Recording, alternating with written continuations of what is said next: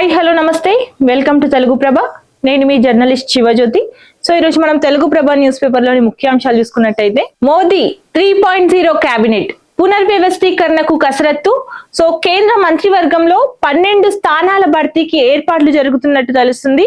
యువత, మహిళలు, కొత్త మిత్రపక్షాలకు ప్రాధాన్యం ఇచ్చే అవకాశం ఉన్నట్టు కూడా కనిపిస్తుంది.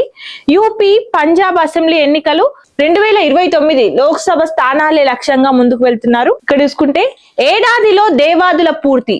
సో యుద్ధ ప్రాతిపదికన పనులు అడ్డంకులన్నీ తొలగించాలంటూ కూడా ఇక్కడ దేవాదుల ప్రాజెక్టుపై అధికారులతో సమీక్షలో మంత్రి ఉత్తమ్ కుమార్ రెడ్డి తెలిపారు. ఇక్కడ చూసుకుంటే 2 దశాబ్దాల నిరీక్షణకు తెరదించుదామంటూ దాదాపు 6 లక్షల ఎకరాలకు సాగునీరే లక్ష్యంగా తను పేర్కొన్నారు.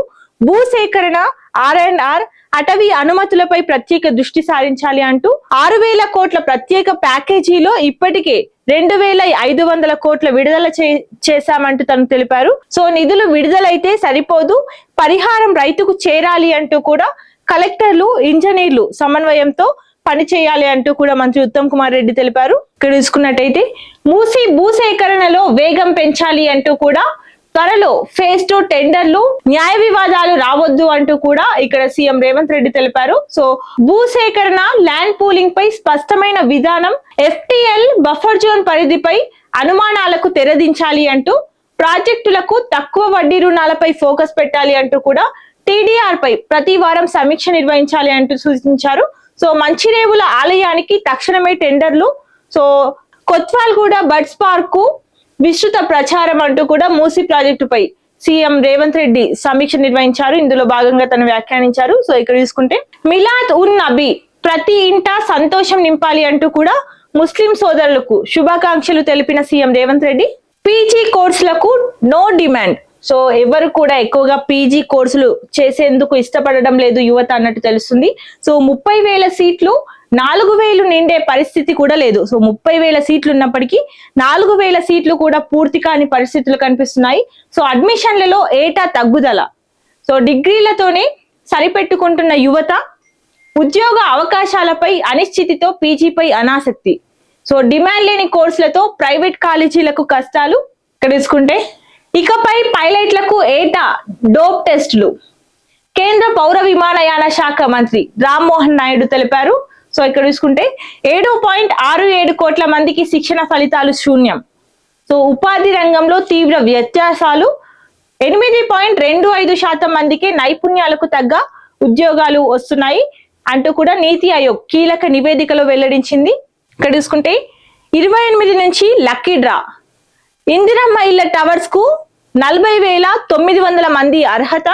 సో మొత్తం 60,720 దరఖాస్తులు వచ్చినట్టు కూడా ఇక్కడ మంత్రి పొంగులేటి శ్రీనివాస్ రెడ్డి తెలిపారు. సో 15 నియోజకవర్గాల్లో టెండర్ ప్రక్రియ పూర్తయింది అంటూ కూడా మరో 4 నియోజకవర్గాల్లో దరఖాస్తులు ఆహ్వానం జరుగుతుంది అంటూ కూడా హౌసింగ్ శాఖ ఉన్నతాధికారులతో మంత్రి పొంగులేటి శ్రీనివాస్ రెడ్డి తెలిపారు. ఇక్కడ చూసుకుంటే 22A పేరుతో భూదోపిడీ జరుగుతోంది అంటూ కుట్రలో A1 రేవంత్ రెడ్డి, A2 పొంగులేటి అంటూ కూడా బీఆర్ఎస్ ఎమ్మెల్యే హరీష్ రావు తెలిపారు.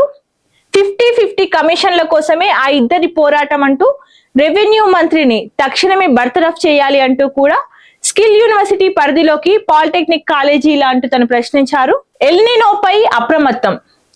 జిల్లాల వారీగా ముందస్తు ప్రణాళికలు సిద్ధం చేయాలి అంటూ, నీట్ పరీక్షను పకడ్బందీగా నిర్వహించాలి అంటూ కూడా ఇక్కడ కలెక్టర్లతో వీడియో కాన్ఫరెన్స్ లో సిఎస్ సంజయ్ జాజు ఆదేశాలు జారీ చేశారు. ప్రతి జిల్లాలో పర్యాటక ప్రాంతాలను గుర్తించి అభివృద్ధి చేయాలి అంటూ కూడా తను సూచించారు. దీక్ష ముగిసిన పోరాటం ఆగదు. ఇక్కడ చూసుకుంటే దీక్ష ముగిసిన పోరాటం ఆగదు. ఫీజు రియంబర్స్మెంట్ విడుదల చేసే వరకు ఉద్యమిస్తామంటూ బీజేపీ రాష్ట్ర అధ్యక్షుడు రామచంద్రరావు తెలిపారు. సో వైద్యుల సూచన మేరకు దీక్ష విరమించినట్టు కూడా తెలుస్తుంది. ఇక్కడ చూసుకుంటే ముందు ఫీజు బకాయిలు చెల్లించు, ఆ తర్వాత విదేశీ విద్యపై హామీలు ఇవ్వు. ఇప్పటికే 15,000 కోట్లకు రియంబర్స్మెంట్ బకాయిలున్నాయి అంటూ సీఎం రేవంత్ రెడ్డిపై కేంద్ర సహాయ మంత్రి బండి సంజయ్ ఫైర్ అయ్యారు. ఇక్కడ చూసుకుంటే సింగిరేణి సిగలో కోయగూడెం బ్లాక్. కొత్త బ్లాక్ తో 120 MTల బొగ్గు ఉత్పత్తి. ఆర్థిక పరిస్థితి నుంచి గట్టెక్కడానికి కొత్త బ్లాకులు అవసరం అంటూ కేంద్ర బొగ్గు గనుల శాఖ మంత్రి కిషన్ రెడ్డి తెలిపారు. ఇక్కడ చూసుకుంటే ఇరాన్ పై ట్రంప్ ఎకనామిక్ డేడీ. సో ఇరాన్ ను ఆర్థికంగా ఏకాకిని చేసేందుకు అమెరికా కొత్త ఆంక్షలు. సో ప్రధాన వాణిజ్య భాగస్వామ్యాలపై ప్రభావం. భారత్ చైనాకు పెరగనున్న సవాళ్లు. ఇక్కడ చూసుకుంటే మాస్కోలో దిగిన అమెరికా సైనిక విమానం స్పందించని పెంటగాన్, క్రెమ్లిన్ వర్గాలు. ఉక్రెయిన్ యుద్ధం నేపథ్యంలో సర్వత్రా ఆసక్తి నెలకొంది. ఇక్కడ చూసుకుంటే అవకాశాన్ని జారవిడుచుకున్నారు అంటూ కూడా, మీరు బస్సు మిస్ అయితే ఎవరేం చేస్తారు అంటూ కూడా ప్రశ్నించిన CJI chief justice of India justice Surya Kant. So CBSE revaluation window తెరిచేందుకు సుప్రీం నిరాకరించినట్టు తెలుస్తుంది. ఇక్కడ చూసుకుంటే H1N1 పై భయాందోళన వద్దు అంటూ కూడా, కొత్త రకాలు రాలేదు, సాధారణ ఇన్ఫ్లుయెన్జానే అంటూ కూడా, వర్షాలు తగ్గితే కేసులు తగ్గే అవకాశం ఉందని నిపుణులు తెలిపారు. భారత్ చైనా సరిహద్దు చర్చలు. విదేశాంగ మంత్రి వాంగ్ యీతో అజిత్ దోవల్ భేటీ. సో ద్వైపాక్షిక ఆర్థిక సంబంధాల బలోపేతానికి ప్రాధాన్యం ఇస్తున్నట్టు తెలుస్తుంది. యూపీఐకి 10 ఏళ్లు. సో డిజిటల్ చెల్లింపుల్లో భారత్ సరికొత్త రికార్డు సృష్టించింది.